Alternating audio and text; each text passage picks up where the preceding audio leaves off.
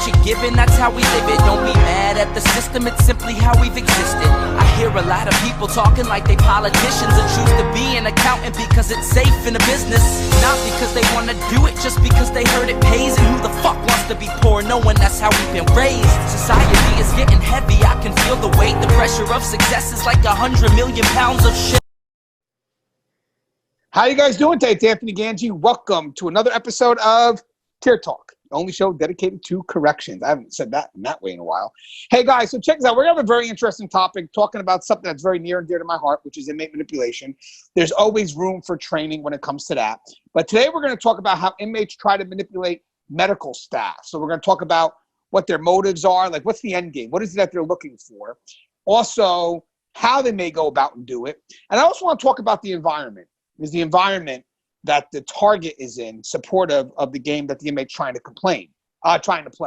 Now, with that said, Connie's on. Hey, Connie, what's going on? Hi, Connie Alleyne here. I'm the founder and president of the Civilian Corrections Academy. Oh boy, I'm looking forward to our conversation tonight, mostly because really, the offenders come up with some really interesting reasons to see us, to engage with us, to whatever they can with us. And, medical, we're kind of always, on our toes for that very reason. So looking forward to having this discussion. Yeah, I think it's going to be interesting because I think even if people get an understanding of what the motives are, it will open up their eyes a little bit. Obviously the game could be unique. The game is dependent on the target. So the game can change and shift. But if you kind of understand what the possible end games are, again, I don't know if the list will always be all inclusive, but it gives people an idea. And I think we're going to share some stories, correct? I'm sure you've worked in a system where you lost a few. And I'm going to also comment on some of the things that you say as well. I'm going to compliment on some of it because I know for a fact that custody also can help in having the inmate stop the game that they're trying to play. A lot of it is really going to be dependent on if the environment allows it to happen. So I want to make sure we focus on that. A game can only exist if the environment allows it to exist. And that's where custody can play a part, as well as who would be the target. However they however they react to whatever the game is that's being played. Now, guys, if you haven't, the show Tear Talks for you, brave men and women that work in corrections. So please subscribe, interact, engage, comment, hit that bell. The bell's going to notify you every time I post a video. We're going to go to our sponsor and we come back. Let's talk about how inmates may decide to manipulate medical. Stand by. I wanted to attend a university that had an intelligence program. I wanted to look at problems different. I wanted to increase my critical thinking abilities. AMU offered those avenues to expand. Obtaining your degree as an adult, you're actually paying yourself and investing in yourself. You can't put a dollar on it, it's priceless. It's something that can never be taken away from you. American Military University. Learn from the leader. Guys, inmate manipulation is a course that is highly needed. It's the process that's so slow moving and subtle that you don't realize it's happening. When inmates choose to manipulate, they manipulate our need to react. Situational awareness and insight is going to save your career. It's going to save you from doing foolish things. Listen to your gut. So the more insight we have, the more we can recognize what isn't so overt, and we can correct our behavior before we fall into a trap that we can't get out of. If you allow an inmate to pull you out of your prescribed role, you are opening up a door for a host of problems. Inmate manipulation, the psychology behind inmate manipulation. Available now. Link in description. All right, guys. So, Connie, obviously this is a topic that's definitely near and dear to your heart because I would also think that in your civilian training academy for corrections, Civilians Corrections Academy, you do cover this. We talked about it the last show we did, but right, this is something that you felt was needed and is important, correct? Absolutely. So I feel that, as we come into the environment, we don't really have much experience with the offender population. Once we get there, that's when we really start to learn about manipulative tactics. But, our focus is really on providing our service, providing that medical care, whatever treatment, whatever service we're providing. And so what we find though is that, you know, the inmates know the process, right? And they try to figure out ways to circumvent the process. So if you want to see medical, you write out, you know, for sick call, or you know, if you're already seeing someone, maybe that provider you're seeing will schedule you to see someone else if they find that to be appropriate. But I think when you have the inmates starting to circumvent that process by saying, oh, let me ask the officer, let me ask the captain, let me ask, and that's when you know that there's something else going on.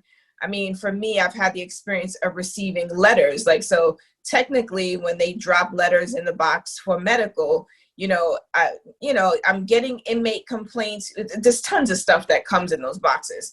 But usually when we get those complaints that come directly to me, it's because they've probably exhausted all the other ways that they could manipulate the system.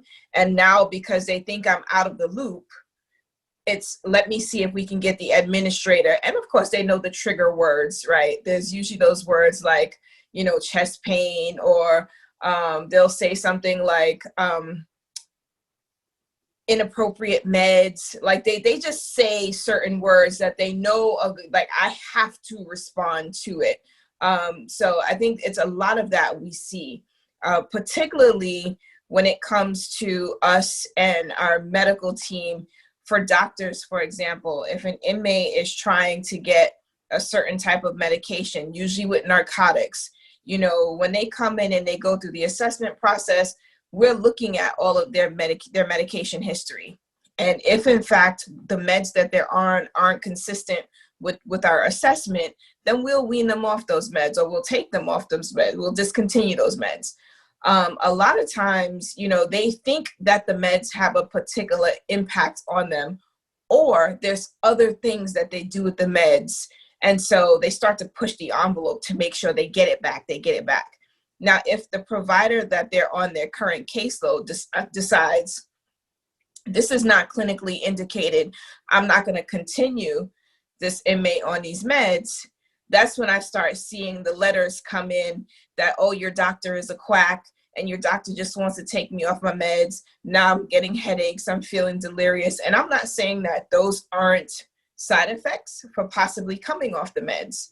But if that's the case, we could have you reevaluated to assess that whether your needs have changed. Okay, so now that we've removed some of these meds, this is what we see as more of the prevailing medical concern. And what we found ourselves doing, usually what the inmate is trying to get us to do is just have them be seen by another doctor. We'll actually have the same doctor see that inmate again, reassess the new signs and symptoms. And if there's something else indicated, they'll make an adjustment to the medication. But when they're looking for something specific and they know like this particular doctor is the candy man, because I've heard doctors call the candy man, you know, they do their best to try to get there.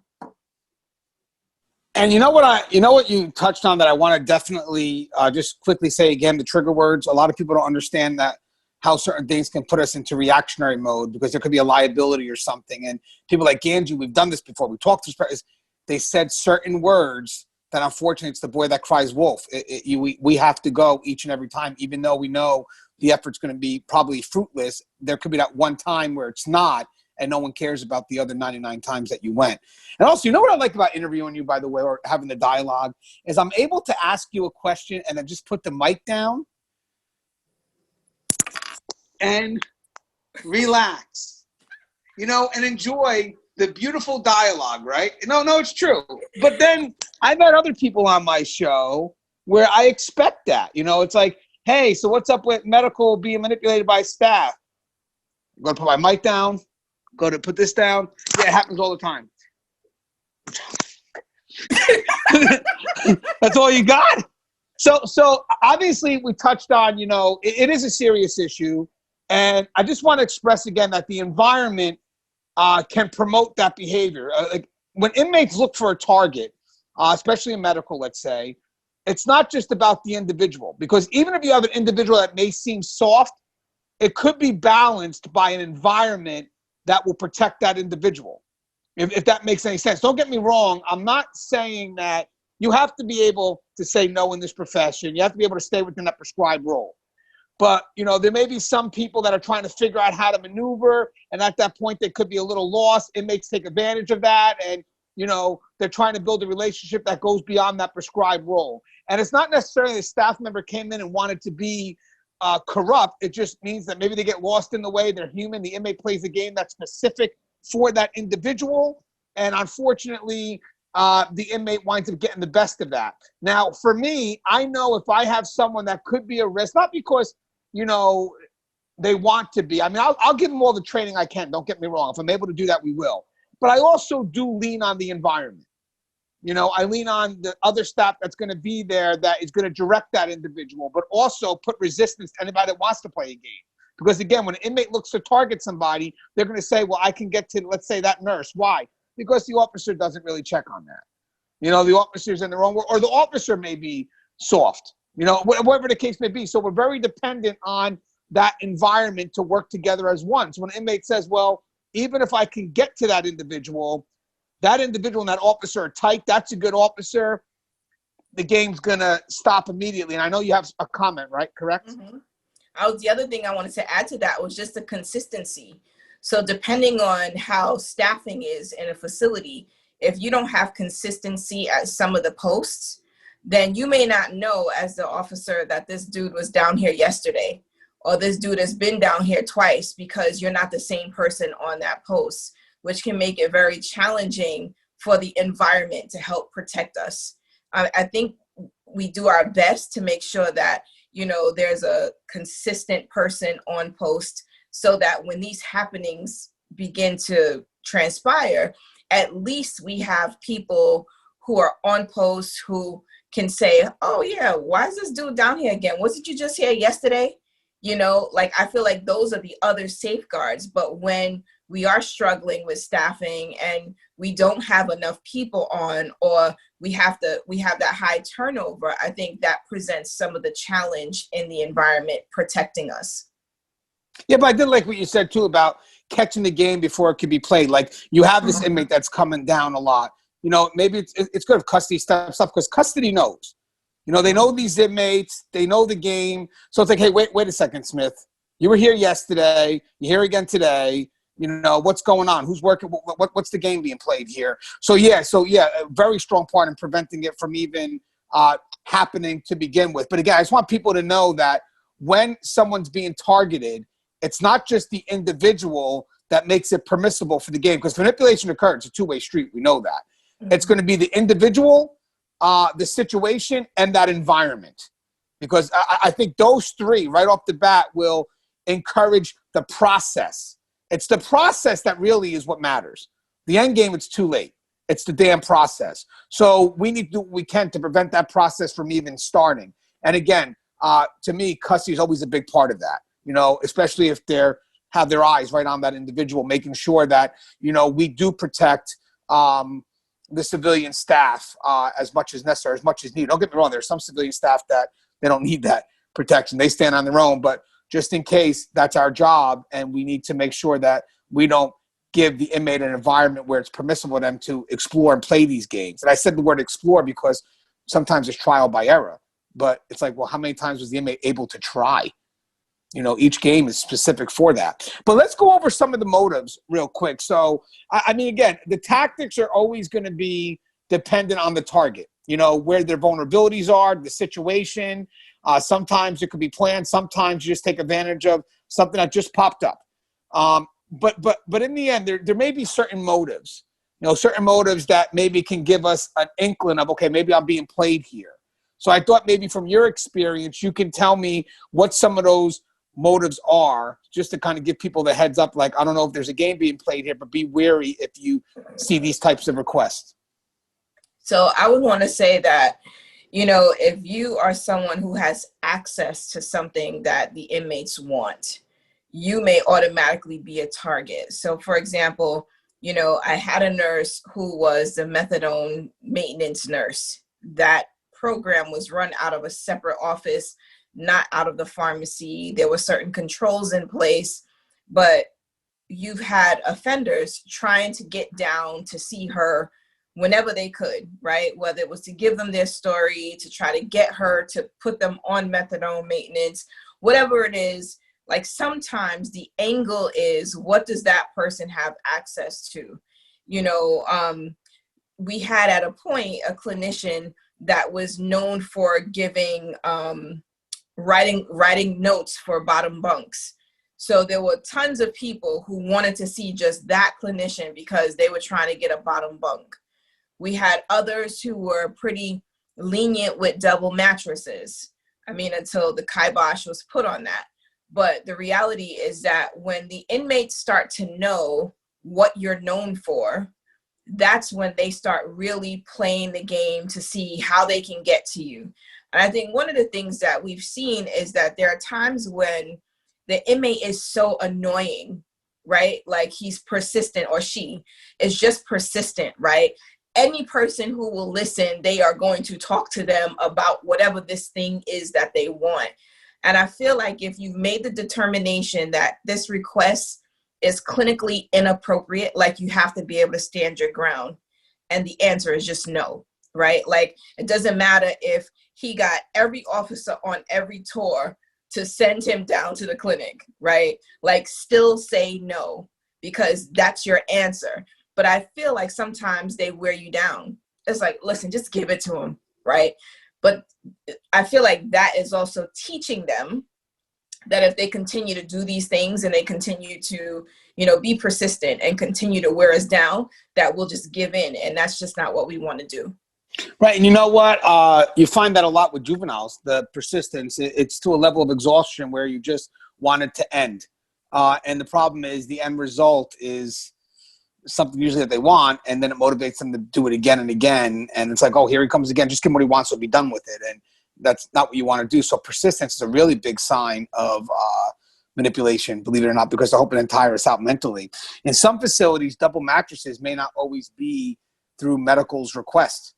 It could be something that's either approved by custody or admin, because they know that once you start approving those double mattresses, a lot of inmates are going to start manipulating that system with I got back problems, I got this, I got that. And some of the problems they have, you can't really definitively know. You know what I mean? Sometimes there's back issues that really you just, you know, it's hard to determine if they have it or not. And now the problem is you start giving all these inmates double mattresses. So a lot of it, medical could make the recommendation, but there have been some places where they'll say, okay, if medical is going to make the recommendation for a double mattress, if that double mattress is needed, then what's going to happen is that inmate has to remain in the infirmary. You know, no, sometimes they do that. Hear me out. Even though the infirmary is not a main housing unit, they're doing it because they may know that the inmate really doesn't need it, you know, but they don't want it in case they're wrong, you know, because you never know. It's a game that's played. The boy that cries wolf, we have to react, but they're not going to make it easy. You know, they're going to try to deter people from trying to play that game. So like, you know, okay, so yeah, we'll give what you want, but you're going to be here now with it. You know, so if you want to play that game, you know, then obviously you'll come out and say, well, you know what, I don't really need a double mattress. You know, again, but it's on that moment where you really, could he use it? Could he not? You know, it could go either way. So let's play chess. Let's not make it easy. And again, either it's an infirmary or it's a hospital. The infirmaries really aren't designated to be housing units. So I know you may, so maybe I meant like maybe more of the hospital side of things, but sometimes it could be done in the infirmary. You know, it depends on what the facility has to offer. But as I said, usually inmates don't want to be there because when you're in the infirmary, it's not a permanent housing unit. So they're not allowed a lot of things, you know, because it's not meant to be a permanent housing unit, but medical comes first. So this is where you get the double mattress. And again, you know, it's just, if you're going to be played, you know, and I have to respond, you know, I'm going to react, but how I react, I may have a little bit of control of that. And I always tell people that, like, sad thing is, especially with medical too, I'm sure, is policies and procedures predict how we're going to react. Inmates know that, and they could play that because they know we have to go from point A to point B. So how you can regulate that is how I react to it, or if I'm able to jump ahead of something just to protect, again, playing chess versus checkers, if that's the case. So I don't know if you have any specific stories, but I know when sometimes inmates choose to manipulate, there is a sense of liability, right? So granted, some of the stories that we mentioned right now are people that maybe just doing it to get the inmate out of their way, or just, being foolish with it. But there are some times where you do it because you feel that you're being compelled to do it. Like, if I don't do it, this is the end result. Like, the inmate's going to call their lawyer, or the inmate's going to do this and do that. How do you know if the inmate's playing a game and you're comfortable enough to say no, or the inmate is really, or it could be legit, and if you don't do it, there is a liability? How do you balance that without being played? So it's very difficult. It's very difficult to balance that because, there is a point where, the reality is that they could be telling the truth, right? And the last thing that you want is to be caught out there not giving the concern that was raised the amount of attention or time that you should have given it. The other side of that, though, is that sometimes just from a clinical perspective, there are some things that just aren't consistent in their story. And you could probably rule some things out and say, well, this is not what's going on. But I think, in this case, in every case, I think it really matters that you do your due diligence. Inmate comes, they're complaining about X, Y, or Z. As a service provider, whatever service you're providing, it's for you to do the due diligence. It's for you to go do the fact checking, for you to go and double check, so what does his health record say? Or what was the last clinical note indicating? Sometimes it's a matter of talking to the officer or talking to the nurse that last treated him. If it's some sort of chronic care issue, if you have a chronic care nurse, like, go to that chronic care person and be like, hey, listen, this guy's back down here for this thing. Sometimes it's a matter of calling a team meeting, a quick interdisciplinary meeting. We're going to talk about this guy or this female, give me 10 or 15 minutes. Let's just clear the air on this. That way, when you're responding, that you've consulted with your team as opposed to making any decisions unilaterally without having all the information. So I think that's really what you need to do as far as addressing an issue, whether it's the boy who cried wolf or it's an actual concern that needs to be addressed. And I like how you said, at least you're all coming up with a collective decision. That obviously, if the inmate decides to play a game and you decide to take a chance, say, you know what, I'm not going to allow them to do that. So maybe there's a chance where you are going to take a chance. Say, I know it's a game. At least everybody's on the same page. We're able to justify why he doesn't need or she doesn't need what that is. But I also remember us mentioning something about sometimes when they play a game and they do have a target, they look specifically for one person because maybe they got in favor from that one person, or maybe even that nickname of Candyman or whatever it was that we discussed before. Maybe it's also good, if possible, if we feel that one of our employees is being played, to switch it up, because I know sometimes inmates will even think that they can recommend who they want to see. Like, I want to go in there and I don't want to see Connie because maybe Connie's not giving me what I want. I only want to see this nurse because this nurse is giving me whatever the case may be. And it's like, we have to put a nip to that. I even always tell people that when they write to a department, they don't write to someone specific. They write to the department because the answer should be the same no matter who gives it to you. So if you saw that there was just requests for the same individual all the time, I mean, obviously it could be a reason for some form of formal investigation, or maybe helping out the individual, saying, you know what, today do this and I'm going to have this person cover it, just to kind of get back to some normalcy to see what the issue is. Correct? Absolutely. So certainly when we get letters written and we go through all the motions, I had a process of kind of going through the case assignments just to see who's being seen, how often we're being seen, because we're trying to allocate resources appropriately.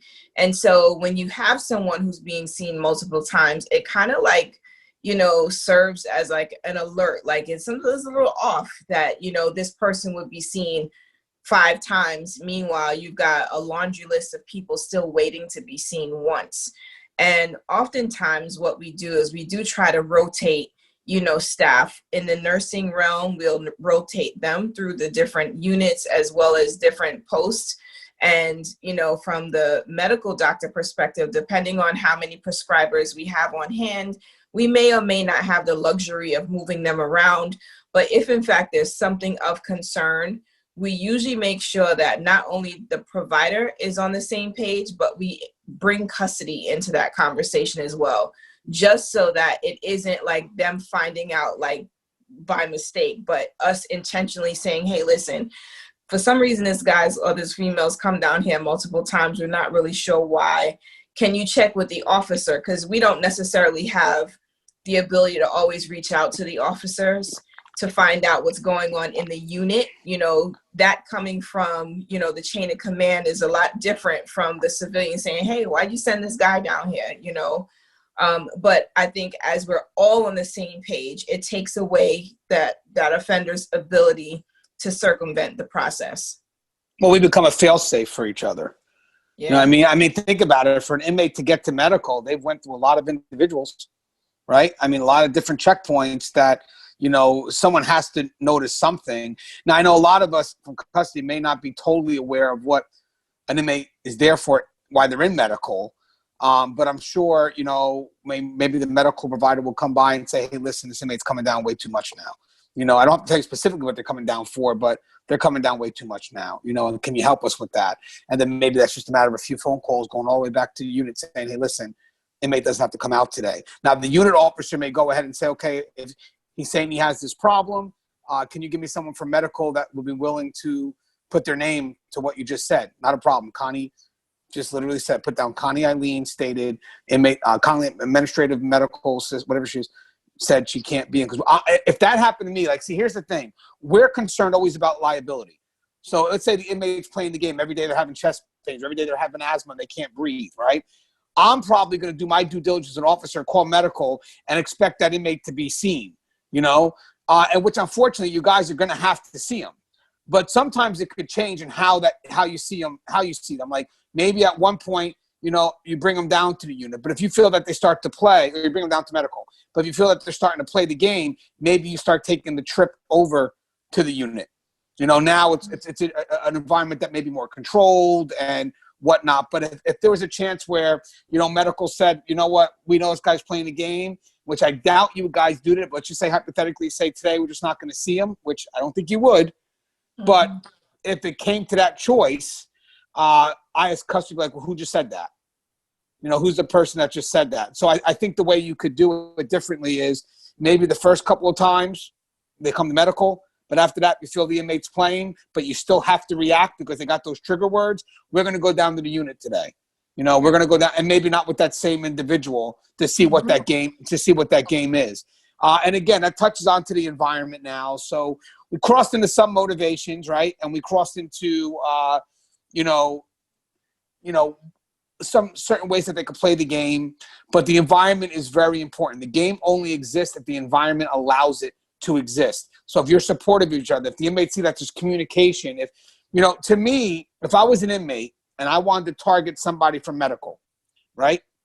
So real quick, I'm going to do my research. I'm going to take my time, see what this person's about, right?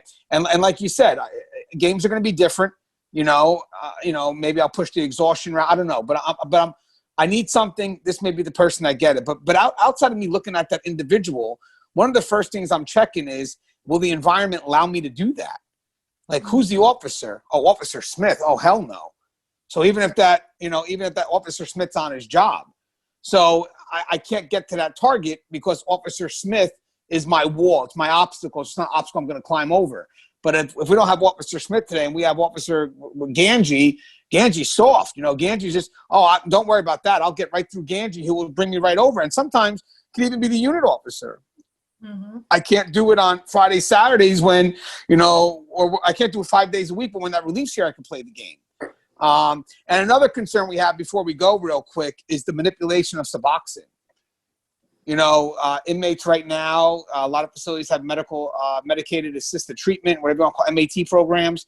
And, you know, a lot of them want to get on that list. And a lot of them will actually get caught with misuse of Suboxone because they're not prescribed and they have it, you know, when they get tested, and then they get put on the Suboxone list.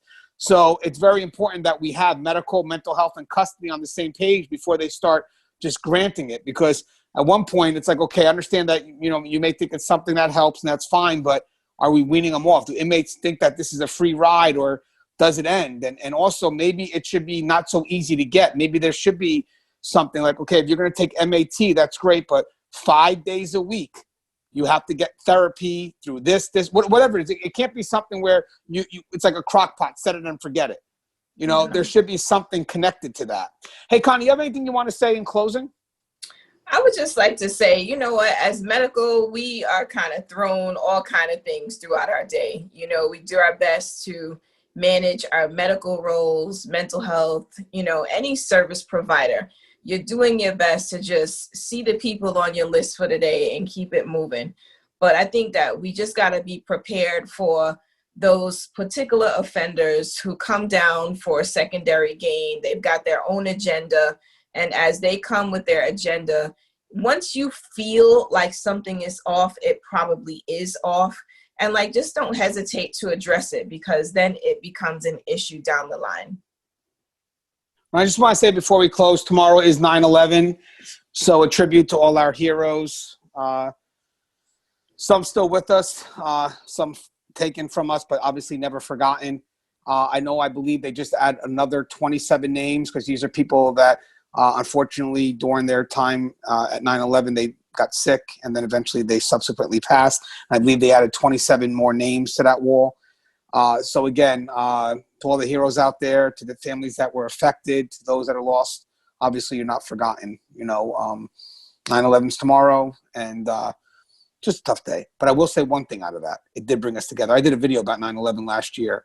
The one thing about it is it did bring us together. And I'm sure that the people that made that sacrifice, 9/11, 2001, if they saw the world today, ripped apart by politics, it's like, why did they make the sacrifice for? Just upset. Hey, guys, again, just an interesting dialogue. 3 things to get out of it is always know the motivation of an inmate. Like, why are you asking me this? Never be afraid to ask them why. Be careful. Games could be for all because you see one person get caught up. Well, that will never happen to me because that game wasn't designed for you. There's a game for everyone. So don't think it can't happen, because then you don't put that shield up. And last thing, the environment. The environment is very important in stopping it. Also very important in making that game successful. So be wary of that. As always, guys, this show is Tier Talk. Stay safe. And I believe Connie is tired. But you'll never know. Don't laugh, Connie, because the camera's going to go on you. Don't make a noise. Don't make a noise. Connie, don't make a noise. Oh! There it is. Connie was falling asleep during my outro. Connie's tired. Connie works hard. No, Connie works hard. She does. Connie works hard. Connie be answering my phone calls at 5:30 when I'm just saying hi. You know what I mean? Hi, Connie. I exist. Talk to you later. All right, guys. Stay safe, guys. Love you.